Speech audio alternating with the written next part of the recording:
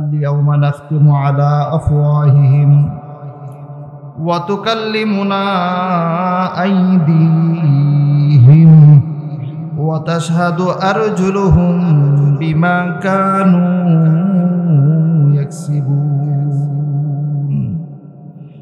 আল্লাহ বলেন হাশরের ময়দান যখন কায়েম হয়ে যাবে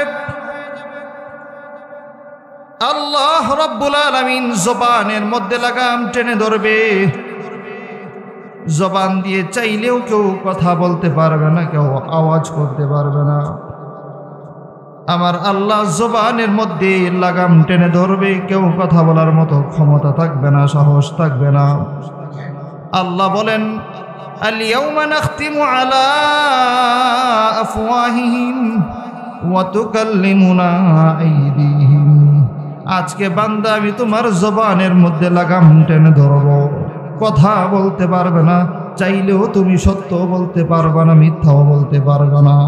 ওয়া তুকাল্লিমুনা আইদিহিম, আল্লাহ বলেন তখন আমাদের হাতগুলো কথা বলবে, হাত সাক্ষ্য দেওয়া শুরু করে দিবি, হাতের জবান আল্লাহর সামনে খুলে যাবে।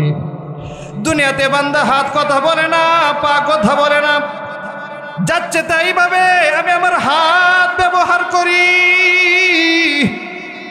এ বান্দা, আল্লাহ বলেন হাশরের ময়দানে হাত যখন আল্লাহর সামনে কথা বলা শুরু করে দিবি, দুনিয়াতে হাতরে তুমি যেমনি যাচ্ছে তাই ব্যবহার করেছ রে বান্দা, হাত তখন হাশরের ময়দানে সাক্ষ্য দিবে আল্লাহ এই হাত দ্বারা দুর্বলের উপরে সে জুলুম করেছিল, অন্যায় করেছিল, অযথা থাপ্পড় দিয়েছিল।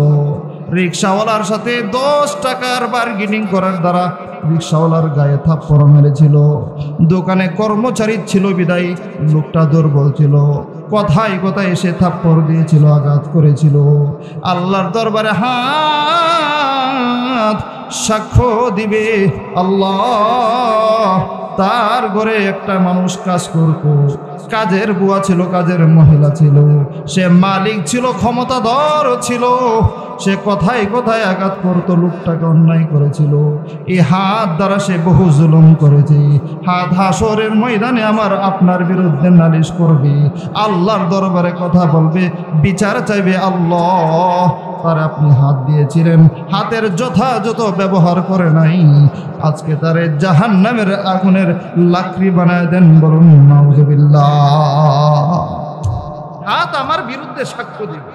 এই হাত দিয়া কত কর্মচারীর থাপ্পড় লাগাইলাম, রিক্সাওয়ালার গায়ে থাপ্পড় লাগাইলাম, দুর্বলের গায়ে আঘাত করলাম, হাশরের ময়দানে এই হাত আমার আপনার বিরুদ্ধে সাক্ষ্য দিবে। আমরা তো নামে মুসলমান, কথা কোথায় আছেন জিজ্ঞাসা করলে আছে, কিন্তু ব্রাহ্মণবাড়িয়া ফোন দিলে এই তো গোসাইপুর বাজারে এসে পড়ছে। কেমন আছে না নাই? মিথ্যা বলে, কথায় কথায় মিথ্যা বলে, কথায় কথায় হাত তুলে, অন্যায়ভাবে হাত তুলে, নামে মুসলমান, কামে আমাদের ভিতরে ইসলামের ছিটে ফোটাও নাই। অনেক বিধর্মীরা মুসলমানদের আখলাক দেখে ইসলাম থেকে দূরে চলে যায়। অনেক বিধর্মীদের আখলাক মুসলমানের আখলাকের চেয়েও সুন্দর, মুসলমানের চরিত্রের চেয়েও সুন্দর। অনেকেই ইউরোপ আমেরিকা এসে বলে ওইখানে তো কোনো চুরি বাটপারি বদমাইশি, চুরি বাটপারি তো শুনি না, মানুষের ধোঁকা দেওয়ার কথা শুনি না, কিন্তু বাংলাদেশের কথা শুনলে যাচ্ছে তাই, যার সাথে বন্ধনে চাই তার সাথে ধোঁকা, দুর্বলের উপর অহেতুক হামলা, দুর্বলের উপর মামলা, দুর্বলের উপর আঘাত, আসে না নাই? আমরা তো নামে মুসলমান। तुम कैसे मुसलमान हो, तुम कैसे मुसलमान, तुम कैसे मुसलमान हो, तुम कैसे मुसलमान, तेरा नाम है मुस्लिम है मगर काम में शैतान, तेरा नाम है मुस्लिम हूँ मगर काम में शैतान, तेरा दीन हो इस्लाम न कहो बंदा तो राम राम, तेरा दीन हो इस्लाम न कहो बंदा तू राम राम, तेरा दीन हो इस्लाम तेरा रब हो रहमान, तेरा दीन हो इस्लाम जब तेरा रब हो रहमान। আমাদের রব কি? আল্লাহ আমার রব। আল্লাহর দরবারে হিসাব দেওয়া লাগবে। আল্লাহ বলেন আল-ইয়াওমা নাখতিমু আলা আফওয়াহিহিম ওয়া তুকাল্লিমুনা আইদিহিম ওয়া তাশহাদু আরজুলুহুম বিমা কানু ইয়াকসিবুন। আল্লাহ বলেন হাসরের ময়দানে তোমার পা কথা বলবে। সুবহানাল্লাহ। পা কথা বলবে, এ সাক্ষ্য দিবে, পা আমার বিরুদ্ধে সাক্ষ্য দিবে। আল্লাহর দরবারে পা বলবে, আল্লাহ তার আপনি পা দিয়েছিলেন, পা দিয়ে কিন্তু হাইটা হাইটা সে মসজিদে যায় নাই, মাহফিল শোনার জন্য যায় নাই, কোথায় যেন গান হয়েছিল, কোন মাজারে গান হয়েছিল, কোথায় নর্তকী নেচেছিল, কোথায় কনসার্ট হয়েছিল, নাচের জায়গায় গিয়েছিল, গানের জায়গায় গিয়েছিল, গানের আসরে সে হাইটা হাইটা গিয়েছিল। এই পা দ্বারা সে দুর্বলের উপর আঘাত করেছিল, লাথি মেরেছিল, আহলে কোরআনের উপর লাথি মেরেছিল, ওলামায়ে কেরামকে লাথি মেরেছিল, পা দিয়ে খারাপ খারাপ জায়গায় সে গিয়েছিল। হাসরের ময়দানে আমার আপনার বিরুদ্ধে যখন পা নালিশ করে দিবে, আল্লাহর দরবারে তখন এই নালিশ কবুল হয়ে যাবে। এর বান্দা, আপনি দুনিয়াতে চাইলেই বিচার সালিশের মধ্যে মিথ্যা বলতে পারেন, সত্যরে মিথ্যা, রাতকে দিন, দিনকে রাত বলে, সাদারে কালো, কালোরে সাদা বলে দুনিয়ার বিচার কার্য কিন্তু শেষ হয়ে যায়। জবান দ্বারা কিন্তু বলতে পারেন। হাসরের ময়দানে যখন আপনার আমার বিরুদ্ধে হাত আর পা আল্লাহর দরবারে নালিশ শুরু করে দিবে, চাইলেও আপনি জবান খুলতে পারবেন না। কেন? আল্লাহ বলেন, আল-ইয়াউমা নাখতিমু আলা আফওয়াহিহিম, আজকে আমি সকলের জবানের মধ্যে লাগাম টেনে ধরব, কেউ কথা বলবার পারবা না। চোখ আমার বিরুদ্ধে নালিশ করবে, কান আমার বিরুদ্ধে নালিশ করবে, জবান আমার বিরুদ্ধে নালিশ করবে, অঙ্গ প্রত্যঙ্গগুলো আমার আপনার বিরুদ্ধে নালিশ শুরু করে দিবে। এই জন্য আল্লাহর হাবিব বলেছেন, মাই ইয়াজমানলি মা বাইনা লাহিয়াইহি ওয়া মা বাইনা রিজলাইহি আযমান লাহুল জান্নাহ। আল্লাহর হাবিব বলেছেন, কেউ যদি দুনিয়াতে দুইটা জিনিসের জিম্মাদার হতে পারে, বলে দুইটা জিনিস কি? সুন্দরভাবে যথাযথভাবে সে সুন্দরভাবে যথাযথভাবে তার প্রয়োগ করতে পারবে, তার ব্যবহার করতে পারবে। আল্লাহ তার পয়গম্বর যেই জায়গায় ব্যবহারের অনুমতি দিয়েছে সেই জায়গায় সে ব্যবহার করবে, যেই জায়গায় ব্যবহারের অনুমতি দেয় নেই সেই জায়গায় ব্যবহার করবে না। দুইটা জিনিসের জিম্মাদার যদি কেউ নিতে পারে, আল্লাহর নবী বলেন, আমি ওই লোকটার জান্নাতের জিম্মাদার হয়ে যাব। বলুন সুবহানাল্লাহ। দুইটা জিনিসের জিম্মাদার যদি কেউ নিতে পারে, দুইটা জিনিস, একটা হচ্ছে জবান, জবান, আর একটা হচ্ছে লজ্জাস্থান। কেউ যদি দুইটা জিনিসের জিম্মাদারি নিতে পারে, আল্লাহ রসুল বলেন, আমি তার জান্নাতের জিম্মাদার হয়ে যাব। সুবহানাল্লাহ। দুইটা জিনিসের জিম্মাদার নিলেই জান্নাতের জিম্মাদার। কেন? হাদিস শরীফের ব্যাখ্যায় লেখেন, বলে এই দুইটা জিনিসের জিম্মাদারি গ্রহণ করে যথাযথ ব্যবহার করা, কোরআন হাদিস যেইভাবে বলেছে সেইভাবে ব্যবহার করাটা একটু কঠিন। এই কারণে এই দুইটা জিনিস দ্বারা মানুষের গুনাহ বেশি হয়ে থাকে। এই কারণে শুধুমাত্র জবানের জিম্মাদারি কেউ নিতে পারলে আর লজ্জাস্থানের জিম্মাদারি কেউ নিতে পারলে, এই দুইটা জিনিসের জিম্মাদারি নিতে পারলে আল্লাহ রাসূল তার জান্নাতের জিম্মাদার হয়ে যাবে। সুবহানাল্লাহ। জবান দ্বারা মানুষের গুনাহ হয়ে থাকে বেশি, জবান দ্বারা গীবত করে বেশি, গীবত। জবানের সবচেয়ে বড় মারাত্মক গুনাহ হচ্ছে গীবত। আর গীবত খুব বেশি মানুষ করা সত্ত্বেও গীবতের ভয়াবহতা এত বেশি, কিন্তু গীবতটা অর্জন করা যায় খুব সহজ। শুধুমাত্র আমি যে এখানে বইসা বইলা দিই যে খুকন কন্ট্রাক্টর সাহেব তো এমন এমন কাজ করছে, ওনার পেছনে উনি কিন্তু শুনেও নাই, দোষটা উনি করছে, এরপরে যদি পেছন থেকে বইলা দিই, এটাই আমার নামে একটা গীবত হয়ে যাবে, নাউজুবিল্লাহ। আর এই গীবতের ভয়াবহতা কি? গীবত আমরা যে মজা করে বলি, সুবহানাল্লাহ, গীবাতের চেয়ে বেশি মজা লাগে। গীবাত খাইলে যেমন মজা লাগে, গরম ভাতের সাথে ঘি দিয়ে খাইলে যেমন মজা, গীবতের চেয়ে বেশি মজা। ওই 4 স্টুলের আড্ডাটা, বন্ধুর সাথে আড্ডাটা জমেই না যদি 2-4 বারের গীবত এখানে না উঠানো হয়, ঠিক নেই? 2-4 বারের দুশ্চর্চা না হইলে এই আড্ডাই তো জমে না। আড্ডাটা শুরু হয়ে আরেকবারের দরবার লিয়া, কে কি করছে না করছে, এই দরবার লিয়া আড্ডাটা শুরু হয়, জমে, নাইলে জমে না আড্ডা। অথচ আল্লাহ রসুল এই গীবতের ভয়াবহতা সম্পর্কে কত কথা বলেছে। قال رسول الله صلى الله عليه وسلم الغيبة أشد من الزنا ও ভাই, আল্লাহর পয়গম্বর হাদিস শরীফের মধ্যে বয়ান করেন, সমাজের মধ্যে একটা পুরুষ আর একটা মহিলা যদি বেবিচারী কাজ করে, অপকর্ম করে, জিনার কাজ করে, তাহলে সমাজের মানুষ তাদেরকে খারাপ বলে।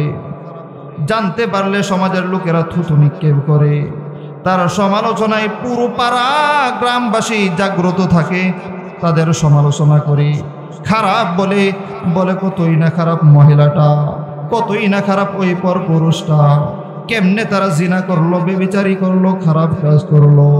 অথচ আল্লাহর হাবিব বলেছেন গীবত এত ভয়াবহ মারাত্মক লেভেলের গুনাহ জানো। আল্লাহর রাসূল বলেন আল গীবাতু আশাদ্দু মিনাজ জিনা, গীবত একটা জিনা বেবিচারের চেয়েও আরো 100 গুণ মারাত্মক লেভেলের গুনাহ। বলুন নাউযুবিল্লাহ।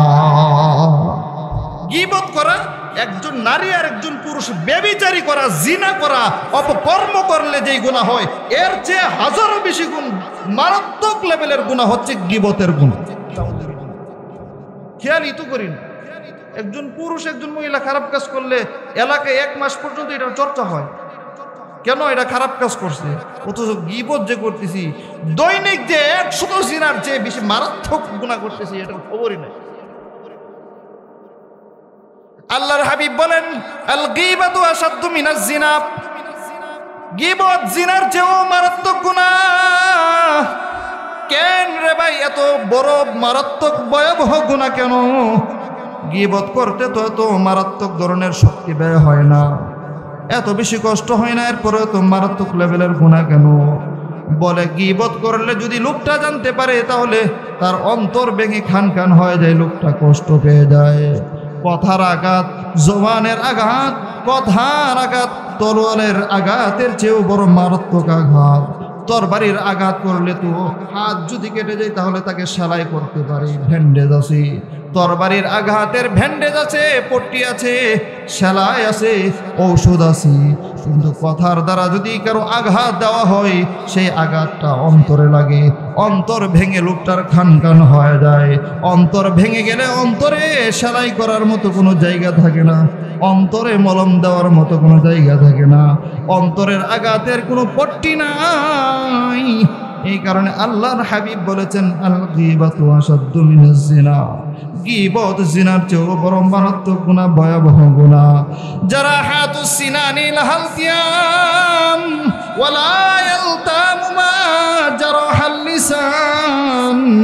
এই কবি বলেন তরবারির আঘাতের তো পট্টি আছে, তরবারির আঘাতের ব্যান্ডেজ আছে, কিন্তু কথার আঘাতের কোনো ব্যান্ডেজ নাই, পট্টি নাই। এই কারণে আল্লাহর হাবিব বলেছেন জবানের হেফাজত করা চাই। আমার জবান দ্বারা যেন এমন কোনো কথা না বলি যে কথা শুনে আমার ভাইয়ের মন ভেঙে যায়, অপর ভাই মনে কষ্ট পেয়ে যায়, আমার মা বাবা যেন কষ্ট না পায় আমার কথার দ্বারা, এমন ভাবে কথা বলা চাই। আল্লাহর হাবিব বলেছেন মান আমানা বিল্লাহি ওয়াল ইয়াউমিল আখির ফালইয়াকুল খায়রান আও ইয়াসমুত। কোন ব্যক্তি যদি আল্লাহ পরকালের উপর বিশ্বাস রাখে, সে যেন কোন কথা যদি বলে তাহলে বললে ভালো কথা বলবে, আর না হয়ে যেন সে চুপ থাকে, অযথা কোনো কথা যেন না বলে। আল্লাহর হাবিব ভিন্ন হাদিসের মধ্যে বলেছেন মান সমাতা নাজা। কোনো ব্যক্তি যদি চুপ থাকে, অযথা কথা না বলে যদি শুধুমাত্র চুপই থাকি, আল্লাহর পয়গম্বর বলেন হাসরের ময়দানে লোকটা নাজাত পেয়ে আল্লাহর তৈরি জান্নাতের মেহমান হয়ে যাবে। কথা বললে ভালো কথা বলবো, ফালইয়াকুল খায়রান আও ইয়াসমুত। কথা বললে ভালো বলার, না হয় চুপ থাকা। ভালো কথা কি? একটু জিকির করলাম, কাজ করলেও জিকির করা যায়, সময় পাইলে কোরআন তেলাওয়াত করা চাই। কারণ জিকির এমন একটা ইবাদত, জবান দ্বারা জিকির করলে কাজের কোনো ব্যাঘাত ঘটে না।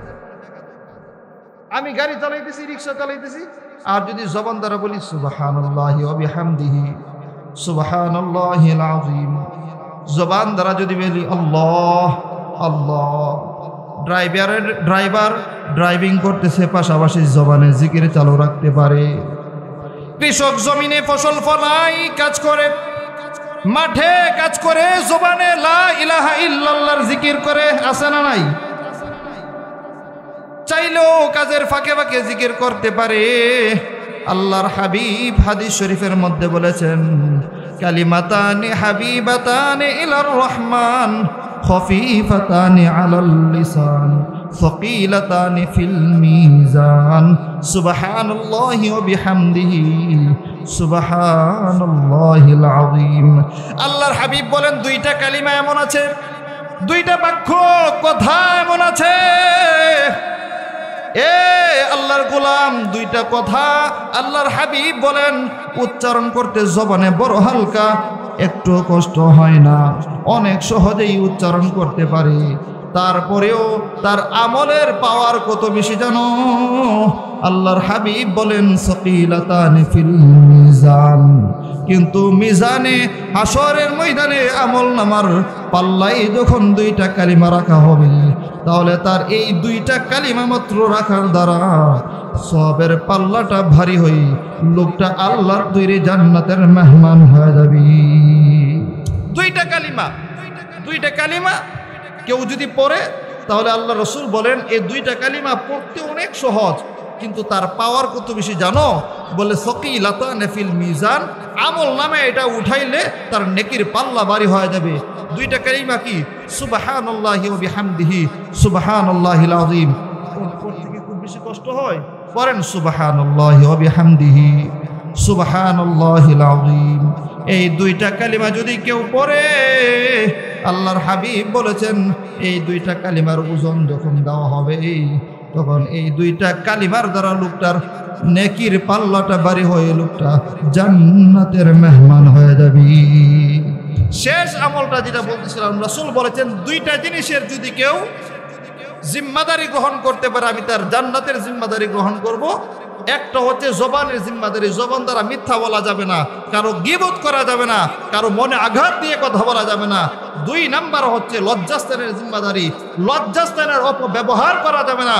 যেই জায়গায় ব্যবহারের অনুমতি আল্লাহর রাসূল দিয়েছেন, আল্লাহ দিয়েছেন, হালাল জায়গায় ব্যবহার করা, হারাম জায়গায় ব্যবহার না করা, যত্র তত্র লজ্জাস্থানের ব্যবহার না করা, হারাম রিলেশনে ব্যবহার না করা, এই দুইটা জিনিসের জিম্মাদারি যদি কেউ নিতে পারে, আজমাল্লাহুল জান্নাহ, আল্লাহর হাবিব বলেন আমি তার জান্নাতের জিম্মাদার হয়ে যাব। বলুন সুবহানাল্লাহ। ওয়া আখিরু দাওয়ানা আনিল হামদুলিল্লাহি রাব্বিল আলামিন। আসসালামু আলাইকুম ওয়া রাহমাতুল্লাহি ওয়া বারাকাতুহু।